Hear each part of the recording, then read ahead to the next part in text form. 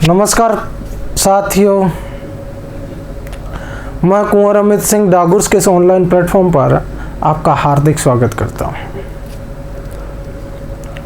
मित्रों, व्याख्याता भर्ती का जो प्रथम प्रश्न पत्र है जिसको अपन पढ़ रहे हैं, उसमें एक बहुत ही इम्पोर्टेंट, बहुत ही महत्वपूर्ण टॉपिक है जिससे निश्चित रूप से प्रश्न पूछा जाता है। और आज हम चर्चा करने वाले हैं उसी टॉपिक, उसी पॉइंट के ऊपर, और टॉपिक का नाम है शिवाजी एवं मराठा साम्राज्य। ये टॉपिक ग्रेड फर्स्ट दोनों paper, grade second, PSI, net और आपके पटवार, जितने भी आरएएस में तो है ही है, आईएएस में भी, ये सब भी में है, लगभग ये टॉपिक हर एक एग्जाम में बहुत महत्वपूर्ण टॉपिक रहता है। तो आज हम पढ़ने वाले हैं शिवाजी एवं मराठा साम्राज्य। देखिए, 17वीं शताब्दी का जब समय आया, कौन सी शताब्दी? 17वीं शताब्दी का जब वक्त आया, समय आया, तो 17वीं शताब्दी में क्या हुआ? मुगल साम्राज्य क्या हो गए? मुगल शक्तिहीन हो गए, कमजोर हो गए। और जब मुगल देखिए, एक व्यक्ति या एक शक्ति या एक सत्ता जब कमजोर होती है तो दूसरी शक्ति, सत्ता अपने आप शक्तिशाली हो जाती है, क्योंकि उसके कमजोर होने में का सबसे बड़ा कारण दूसरे का शक्तिशाली होना है। यही तो जब ये कमजोर हुए तो अब भारत में 3-4 बड़े राजवंश, 3-4 बड़ी शक्तियों का उदय हुआ, जैसे सिख, जाट, मराठे।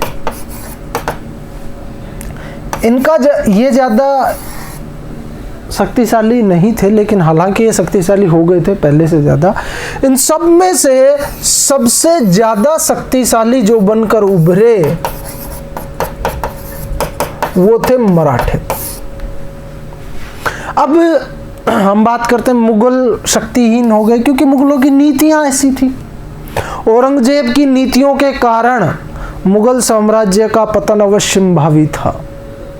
उसके द्वारा ऐसी नीतियां लागू की गई जिनके कारण धीरे धीरे जनता का जो सपोर्ट मिलता था वो सपोर्ट खत्म हो गया और मुगल साम्राज्य पतन के गर्त में चला गया। एक बात तो ये समझिए। तो अब अपना टॉपिक है मराठा, यानी मुगल कमजोर हुए तो मराठे शक्तिशाली हो गए। तो सबसे पहले हम बात करेंगे अपना टॉपिक ही केवल अपन किसके ऊपर बात करने वाले हैं अभी? मराठों के ऊपर। देखिए कैसे मराठा साम्राज्य।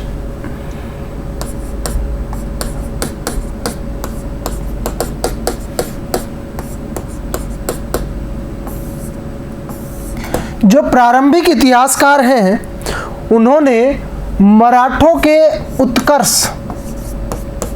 उत्कर्ष यानी उदय के अनेक कारण बताए, जिनमें से पहला कारण भौगोलिक परिस्थितियां।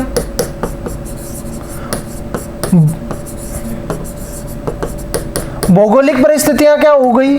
कैसे भाई? बीजापुर, गोलकुंडा, अहमदनगर, और इन्हीं के साथ में दक्षिण भारत में एक राज्य उदय हुआ जिसका नाम था मराठा साम्राज्य, पूना राज्य। और ये सब कहीं ना कहीं मुगलों के अधीन थे, और मुगलों का जो साम्राज्य था वो उत्तर भारत में स्थापित था, स्थित था और इनके कनेक्टिविटी में प्रॉब्लम आ रही थी, बहुत ज़्यादा दूर थे और वहाँ की भौगोलिक परिस्थितियाँ और उत्तर भारत की भौगोलिक परिस्थितियाँ बिल्कुल अलग अलग थी। ये सबसे बड़ा कारण बना मराठों के उदय का। दूसरा, मुगलों की हिंदू विरोधी नीति। आपको पता होगा कि जैसे ही औरंगजेब का काल आया, औरंगजेब ने क्या किया? हिंदू विरोधी नीति अपनाई, उनके ऊपर टैक्स बढ़ा दिए, जजिया लगा दिया, वापस मंदिर तोड़वा दिए, जबरन लोगों को इस्लाम में परिवर्तित, इस्लाम धर्म स्वीकार करने के लिए बाध्य किया, अनेक ऐसे कार्य किए। अब भारत की जो सर्वाधिक जनता थी, जो बहुसंख्यक जनता थी, उसके अंदर मुगल साम्राज्य के प्रति रोष पैदा हो गया था, जिसका लाभ मिला किनको? मराठों को। क्लियर?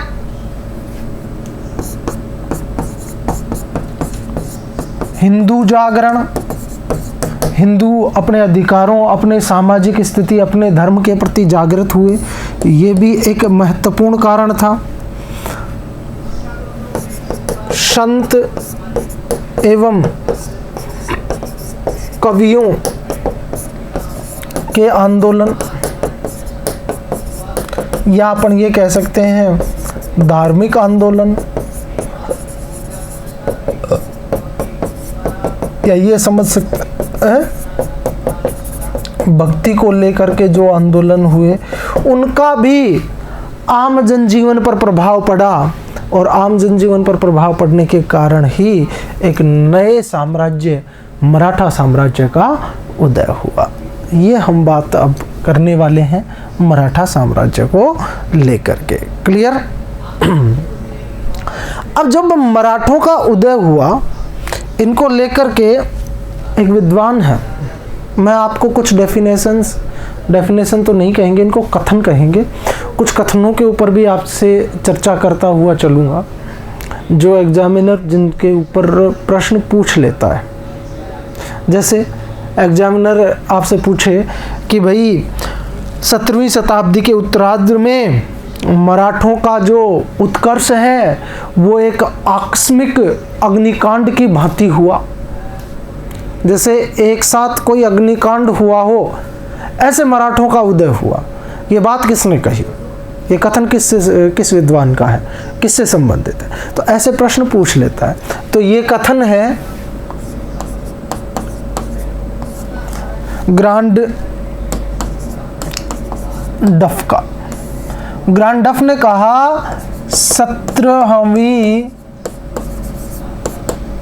शताब्दी के उत्तरार्ध में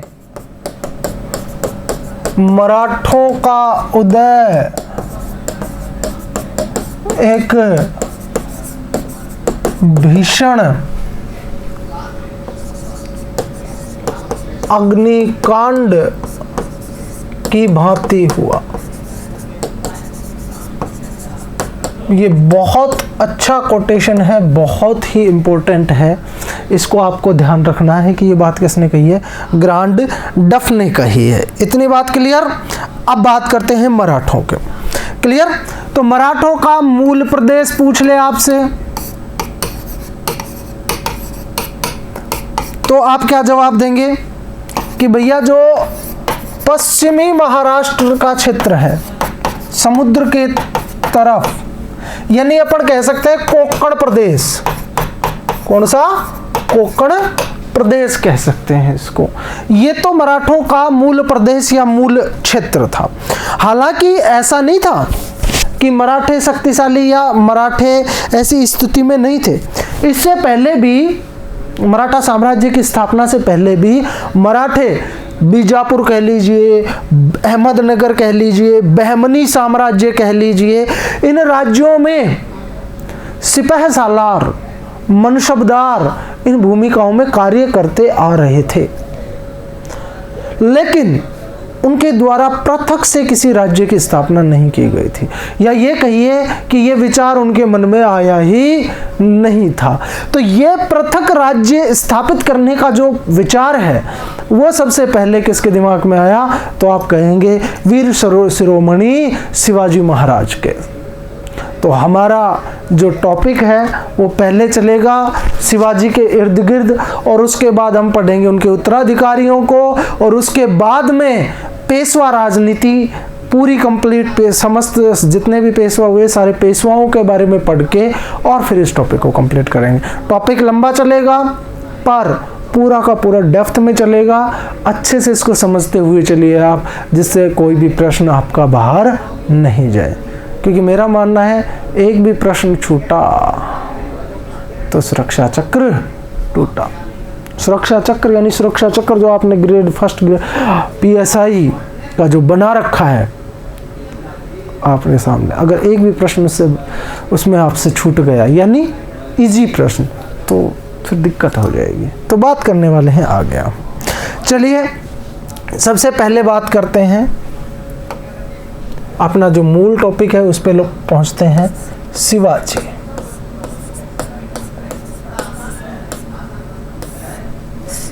शिवाजी ठीक है। चलिए 1627 में इनका जन्म हुआ और इनकी मृत्यु हुई थी 1680 में। तो 1627 से 1680 तक का इनका जीवन काल रहा। अपन पूरे जीवन काल की ही बात करते हैं, 1627 से 1680 तक का काल। सबसे पहले मैं बात करूंगा जन्म की। तो देखिए इनका जन्म हुआ 20 अप्रैल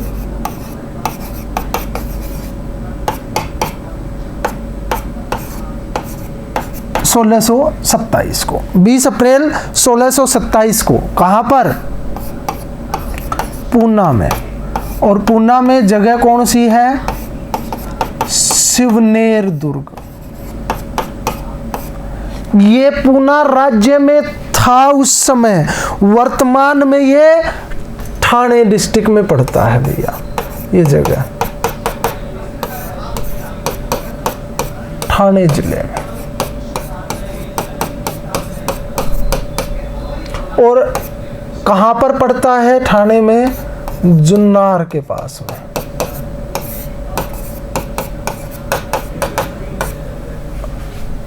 पूना के शिवनेर दुर्ग में, जो वर्तमान में ठाणे में पड़ता है, वहां पर इसका जन्म हुआ था शिवाजी महाराज का।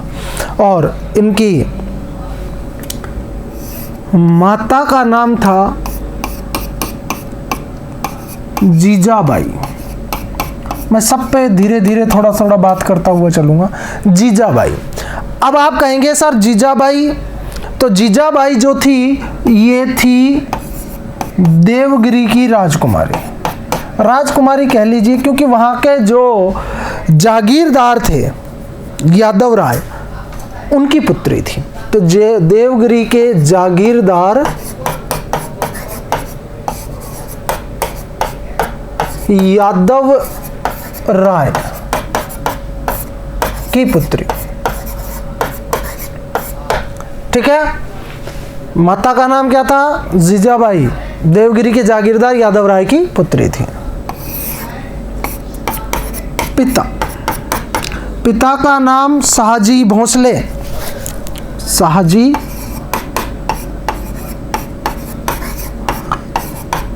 भोसले। तो इनका अब वंश भी कौन सा हो गया? भोसले। शिवाजी महाराज का वंश कौन सा हो गया? भोसले वंश से इनका संबंध था। क्लियर। अब शाहजी भोसले के बारे में थोड़ी सी बात बता दूं, समझिए। शाहजी भोसले पहले अहमदनगर राज्य में रहते थे।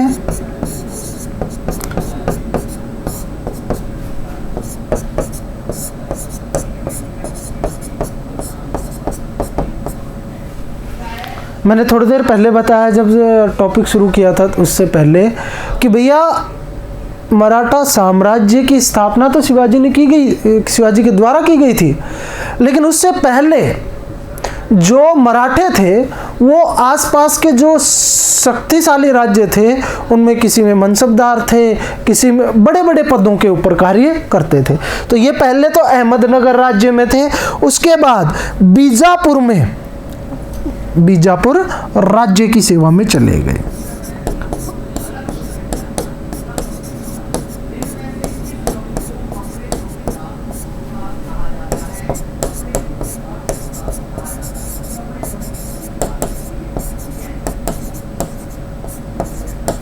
प्रतिष्ठित पद पर थे और उस समय बीजापुर के जो शासक थे जिनका नाम था मोहम्मद आदिल शाह, ये सैन्य सेवा में थे भैया, है ना, मतलब सेना में थे। मोहम्मद आदिल शाह। और मोहम्मद आदिल शाह ने क्या किया, पूना किला इन्हें जागीर के तौर पर दिया।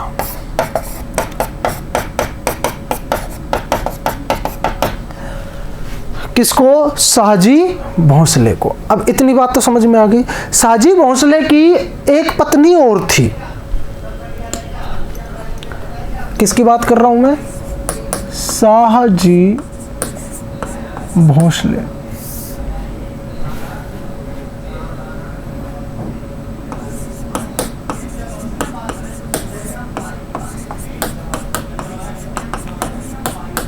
कौन थे बेटा? ये पिता थे। तो इनकी दो पत्नियां थीं। एक पत्नी का नाम था जो अभी मैंने आपको बताया, जिनका नाम क्या था? जीजाबाई, जिसके पुत्र कौन हुए? शिवाजी। और दूसरी पत्नी थी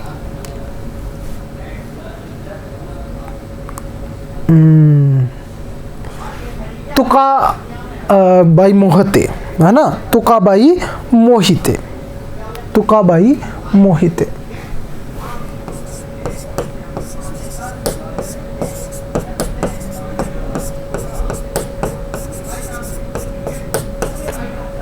शाहजी भोंसले इसके साथ रहने लग गए। क्लियर? और दूसरी तरफ जीजाबाई थी। वो जीजाबाई जो है वो शिवाजी के साथ चली गई, शिवाजी के साथ रहने लगी। ये परित्यक्ता के रूप में। फिर इनको क्या किया गया? शिवाजी को और इनको दोनों को पूना का दुर्ग या पूना किला दे दिया गया। पूना किले में भेज दिया गया।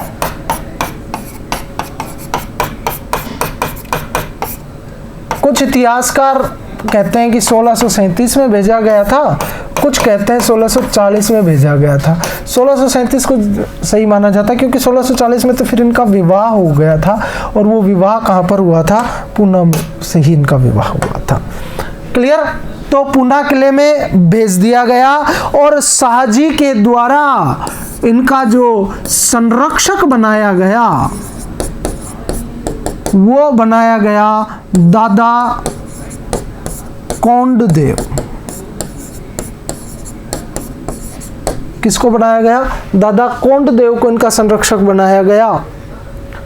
अब इसको लेकर भी बहुत से कंफ्यूजन है कि क्या वास्तव में दादाजी थे क्या? दादा कोंडदेव इनका नाम था। ये मित्र थे किसके? शाहजी के। और शाहजी स्वयं कहां चले गए? कर्नाटक राज्य में चले गए। इतनी कहानी समझ में बैठी भाई। शाहजी भोंसले ने जीजाबाई और शिवाजी को भेज दिया कहां पर? पूना। और तुकाबाई मोहिते को लेकर के वो कहां चले गए? कर्नाटक। और फिर कर्नाटक राज्य में वो रहने लगे। और एक चीज और बता दूं आपको, शिवाजी के ऊपर उनकी माता का सर्वाधिक प्रभाव था, या कह लीजिए उनकी माता के विचारों का सर्वाधिक प्रभाव था।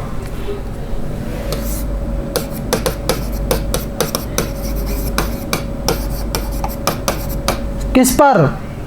शिवाजी के ऊपर। और इसी के जब इनके प्रभाव को, जैसे देखिए महाराणा प्रताप की माता का भी महाराणा प्रताप के ऊपर प्रभाव था, उसी प्रकार से जीजाबाई का प्रभाव किसके ऊपर था? शिवाजी के ऊपर। और ये बात, इस बात को लेकर के एक प्रसिद्ध विद्वान हमारे रानाडे ने कहा है, यदि किसी महापुरुष की उन्नति का श्रेय उसकी माता की शिक्षा को दिया जाए तो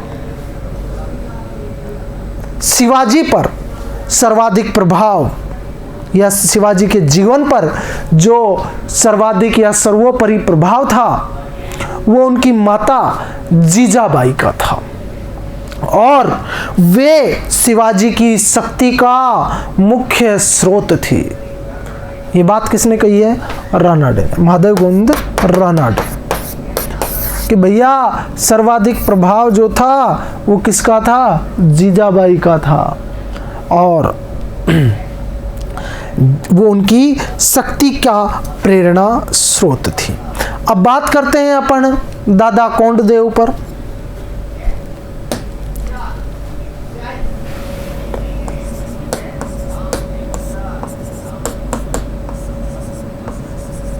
दादा कोंडदेव ये क्या थे? संरक्षक थे।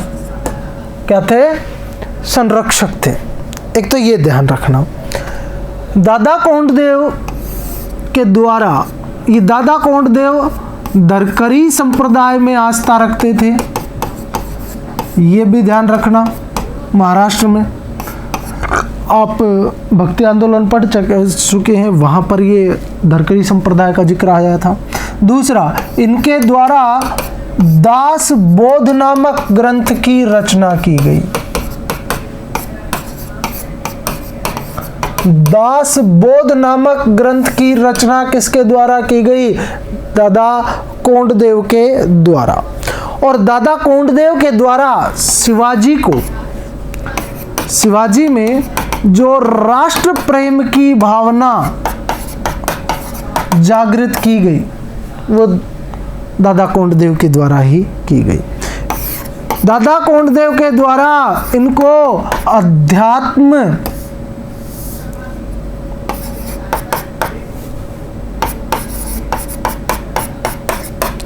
अध्यात्म की शिक्षा प्रदान की गई। दादा कोंडदेव के द्वारा शिवाजी को राजनीति की शिक्षा दी गई। दादा कोंडदेव के द्वारा शिवाजी को युद्ध नीति और युद्ध कौशल की शिक्षा दी गई या युद्ध कौशल सिखाया गया। तो एक तरह से हम ये कह सकते हैं कि शिवाजी के ऊपर सर्वाधिक प्रभाव उनकी माता जीजाबाई का था, तो दूसरा सर्वाधिक प्रभाव दादा कोंडदेव का था, जिनके द्वारा उनके जीवन को पूरी तरह से प्रभावित किया गया। ये सभी बातें आपको समझ में आएगा, ये इजी बातें हैं। एक तो ये पॉइंट आपको ध्यान रखना है, दास बोध ग्रंथ किसका है? तो दास बोध ग्रंथ की रचना किसके द्वारा की गई थी? तो दादा कोंडदेव के द्वारा। ध्यान दीजिए, शिवाजी से पहले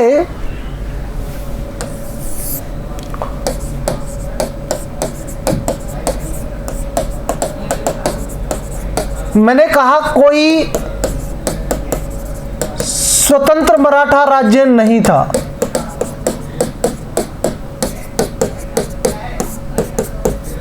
तो अब स्वतंत्र राज्य की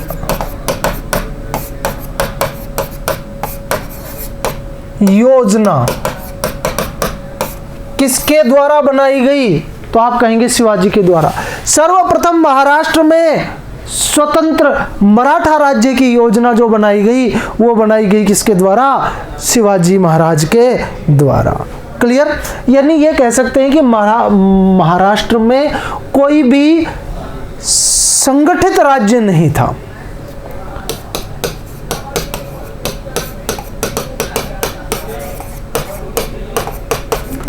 या कह सकते हैं कोई संगठित शक्ति नहीं थी,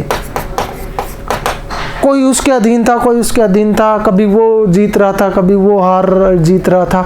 इस प्रकार से शक्ति का आदान प्रदान होता चल रहा था। यानी एक सिस्टमेटिक स्थायी राज्य जो था, स्थायी शक्ति जो थी, वो उस समय तक महाराष्ट्र में नहीं थी। ये सबसे बड़ी कमी थी। अब जो शिवाजी हैं वो एक स्वतंत्र मराठा राज्य की स्थापना करना चाहते थे। उन्होंने स्थितियों को देखा, देख करके सोचा कि यार ऐसा तो हो सकता है, ये तो पॉसिबल है कि हम एक स्वतंत्र मराठा जो राज्य है उसकी स्थापना कर सकते हैं। क्लियर इतनी बात? तो उन्होंने स्वतंत्र मराठा राज्य की स्थापना करने की सोची और उनके द्वारा प्रारंभ में 2 महत्वपूर्ण उपाधियां धारण की गई। ये ध्यान रखना, हिंदू पदपादशाही और हिंदुत्व धर्मोद्धारक।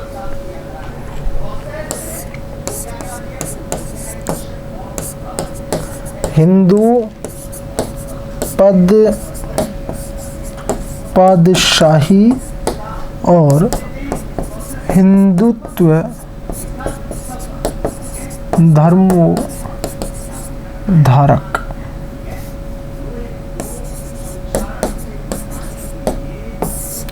ये 2 उपाधियां शिवाजी के द्वारा धारण की गई थी। क्लियर? चलो अब बात करेंगे इसके ऊपर भी। पहले उनसे जुड़ी हुई एक बात और बता दूं छोटी सी, कि शिवाजी का जो विवाह था वो 1540 में हुआ था। कब हुआ था? 1540 में। तो पहले विवाह की बात बता देता हूं। विवाह 1540, 12 साल की उम्र थी उस समय शिवाजी की। किसके साथ? साईबाई निम्बालकर के साथ में।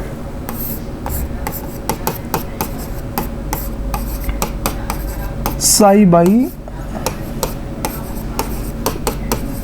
निम्बालकर के साथ, ठीक है? किसके साथ? साईबाई निम्बालकर के साथ में। अब शिवाजी के द्वारा राज्य स्थापना के प्रयास पढ़ेंगे, किस प्रकार से किए गए। तो देखिए, सर्वप्रथम महाराष्ट्र में एक क्षेत्र था जिस क्षेत्र को नाम दिया गया है मावल क्षेत्र। क्या नाम दिया गया? मावल क्षेत्र। तो सबसे पहले इनके द्वारा क्षेत्र का नाम क्या है? यानी हाँ, मावल क्षेत्र। क्या कहते हैं इसको? मावल क्षेत्र। मावल क्षेत्र को अपना प्रारंभिक क्षेत्र बनाया। आपसे प्रश्न पूछे, शिवाजी की प्रारंभिक कर्म स्थली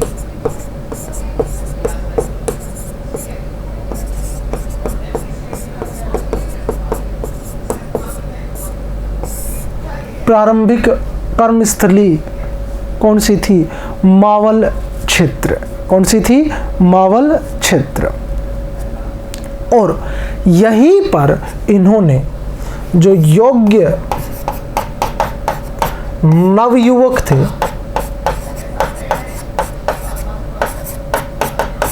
योग्य नवयुवकों को एकत्रित किया, इकट्ठा किया, संगठित करके और एक समूह बनाया।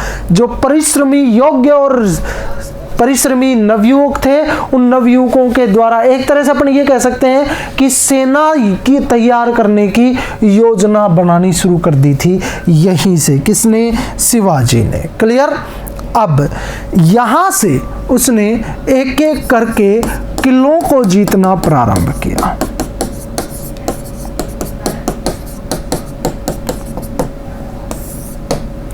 अब हम शिवाजी के विजय अभियानों की बात करेंगे। देखिए अभी शासक नहीं बने हैं, है ना। अब उनके द्वारा मावल क्षेत्र से जो ये अभियान शुरू किया गया था, वो अभियान किस प्रकार से धीरे धीरे आगे बढ़ा, उसके ऊपर बात करेंगे। विजय अभियान। अच्छा, अब आपसे पूछ ले एग्जामिनर कि शिवाजी के विजय अभियान के उद्देश्य क्या थे, तो वो पहले ही मैं स्पष्ट कर चुका हूं। एक तो राजनीतिक उद्देश्य तो है ही है,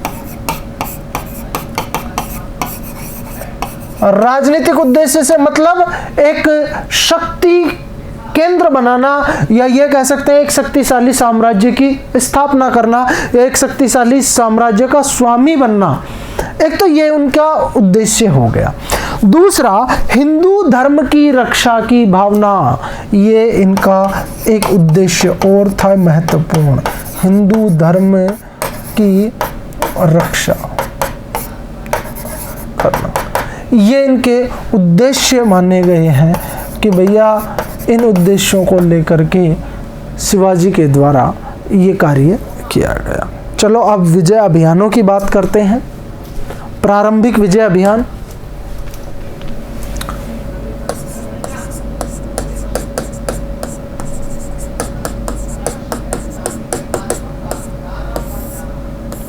और विजय अभियानों की बात करते हुए सबसे पहले पहुंचते हैं हम, पहला जो 1643-44 के अंदर अभियान किया गया।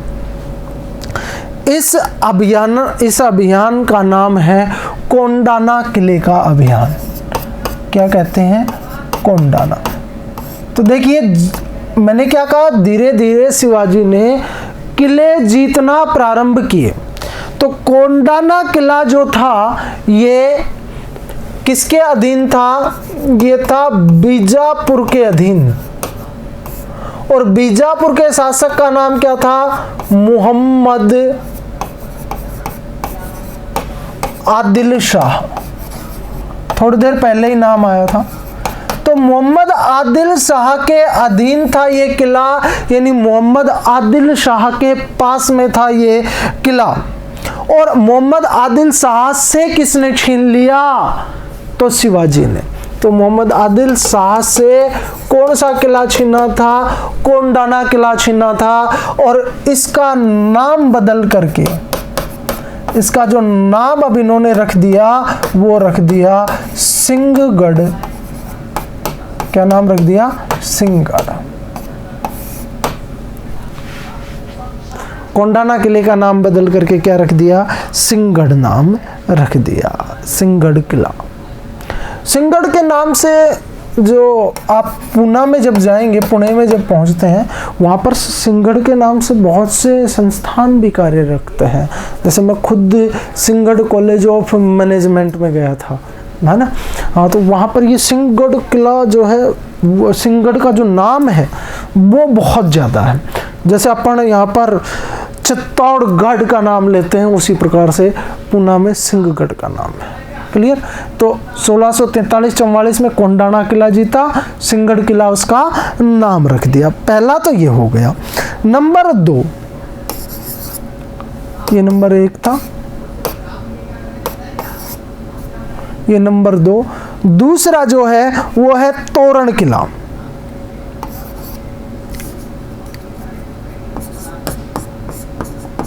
तोरण किला। और ये अभियान किया 1646 में, तोरण का किला। क्लियर? ये भी किसके अधीन था? बीजापुर के अधीन था। और शासक कौन? आदिल शाह। मैं शॉर्ट में लिख रहा हूं ना, मोहम्मद आदिल शाह को। तो ये भी किससे छीना? आदिल शाह से ही छीना था। क्लियर? और अब इस किले को जब छीन लिया तो इस किले से आय बहुत हुई, या अपन कह सकते हैं लूट में बहुत सा धन मिला। और जब ये धन मिला तो शिवाजी ने एक और कार्य किया कि तोरण से 5 मील दूर, तोरण से 5 मील दूर एक नए किले, या यह कह सकते हैं डायरेक्ट मैं आपको नाम ही लिख देता हूं कि रायगढ़ किले का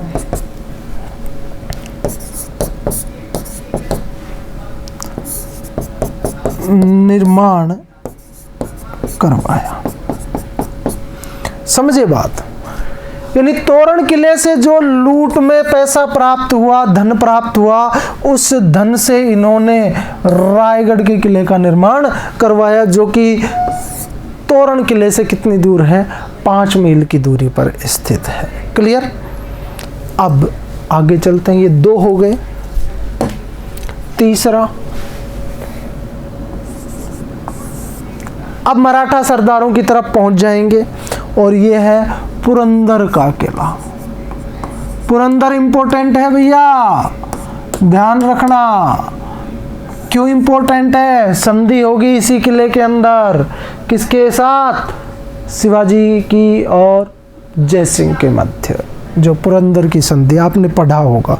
तो 1648 में जो पुरंदर का किला छीन लिया, और पुरंदर के जो सरदार थे उनका नाम था नीलोजी कोंडदेव।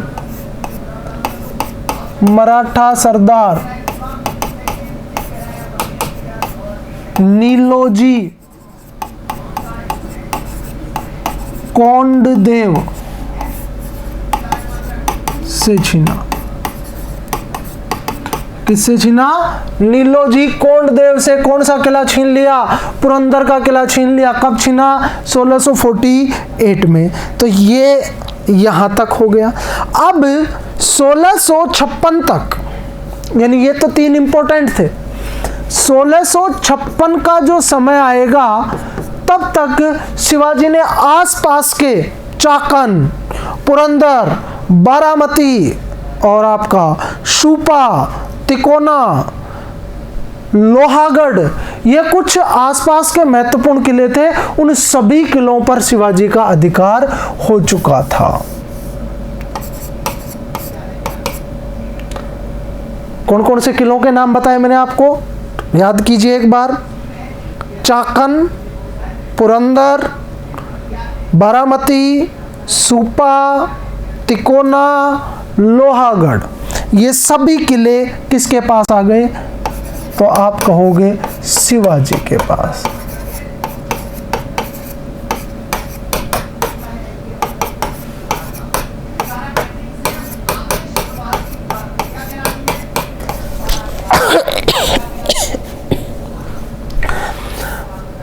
सॉरी,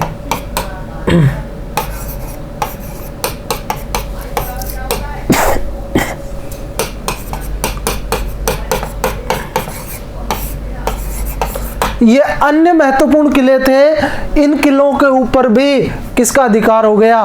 तो आप कहोगे शिवाजी का अधिकार हो चुका था। हालांकि यहां से प्रश्न बनता नहीं। अब अगला जो इंपॉर्टेंट है वो है जावली किला।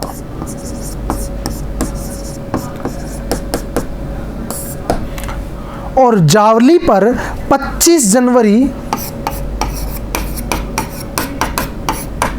1656 को, 25 जनवरी 1656 को जावली किले पर अधिकार। और इसका नाम आपको ध्यान रखना है, ये छीना था चंद्रराव मोरे से।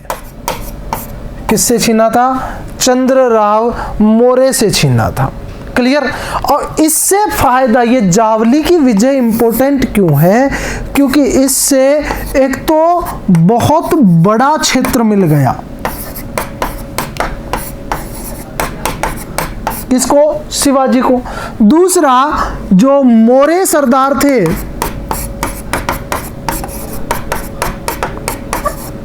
उनका खजाना भी मिल गया। और खजाना मिल गया तो धन लाभ हो गया, क्षेत्र भी मिल गया, खजाना भी मिल गया। अब इससे खजाने से फायदा क्या हुआ? सैन्य विकास कर सकता था और इससे क्या हो गया? आर्थिक दृष्टिकोण से जो स्थिति थी वो क्या हो गई? सुदृढ़ हो गई। आर्थिक दृष्टिकोण से अब शिवाजी बहुत ज्यादा सुदृढ़ हो गए थे।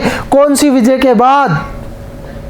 तो आप कहोगे जावली किले की विजय के बाद। ठीक है, अब चंद्रराव मौर्य क्या करेगा? सीधा का सीधा यहां से रवाना होगा और शिवाजी के विरुद्ध हो जाएगा।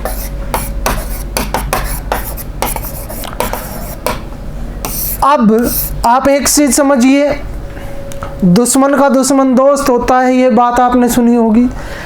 इधर चंद्रराव मौर्य का क्षेत्र छीन लिया, जावली का किसने? शिवाजी ने। तो ये दुश्मन तो हो ही गया। पहले से शिवाजी ने स्टार्टिंग के 2 किले आपको पता हो कहां से छीने थे? बीजापुर राज्य से।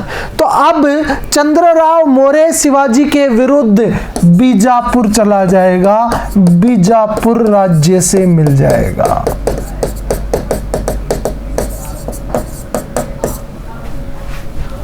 क्लियर? कहां चला जाएगा? बीजापुर राज्य से मिल जाएगा। क्लियर? अब आगे सब अपन 1656 की बात कर रहे थे। 25 जनवरी 1656 को जो जावली किला जीता था, उसके बाद में अब जैसे ही अप्रैल 1656 आएगा,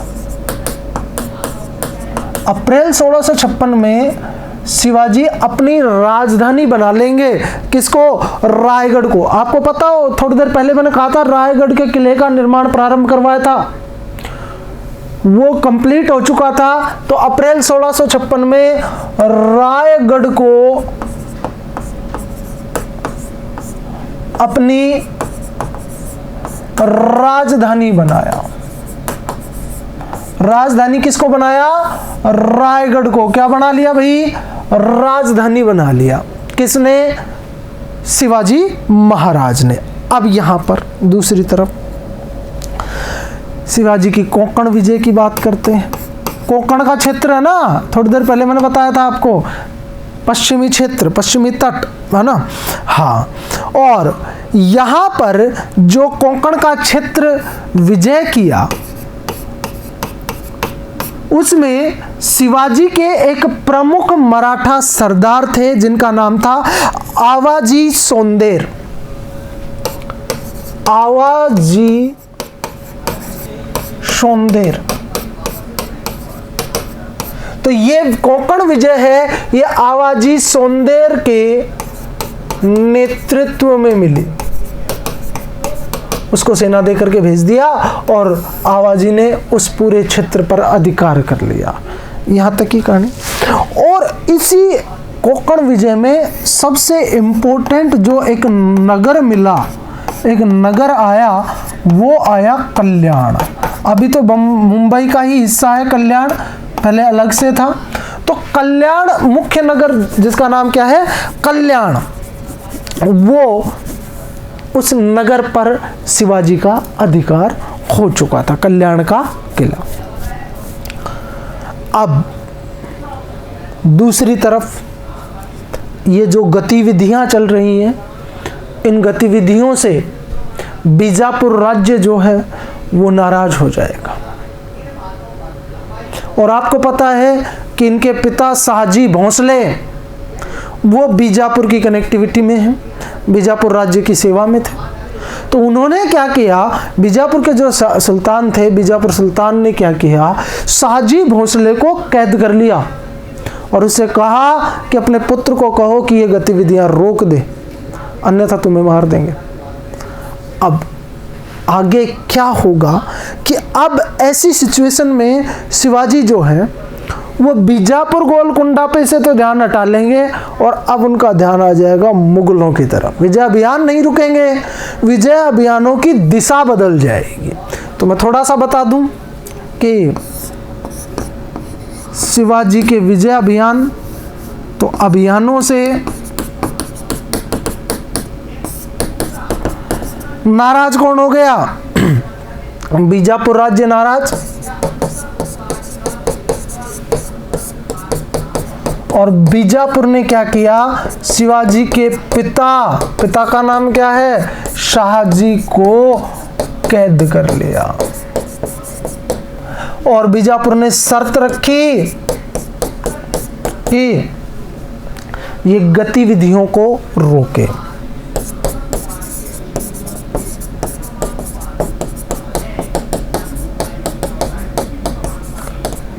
तो अब आगे जो है, आगे का जो शिवाजी को लेकर के कॉन्सेप्ट है वो मुख्य रूप से औरंगजेब के साथ उनका अभियान चलेगा। बीजापुर के साथ भी अभी दोबारा से, है ना, युद्ध वगैरह होंगे। उसके ऊपर जो सेकंड फेज है शिवाजी की विजयों का, उसके ऊपर अपन बात करेंगे अगली कक्षा में। मैंने कहा था कि टॉपिक बहुत लंबा चलने वाला है, इसके बहुत से पार्ट बनेंगे, लेकिन पार्ट बनेंगे 40 से 45 मिनट का एक क्लास होगी उसके हिसाब से। तो तब तक के लिए, अगली क्लास जब तक हो तब तक के लिए पढ़ते रहिए, व्यस्त रहिए और मस्त रहिए। बहुत बहुत धन्यवाद आपको।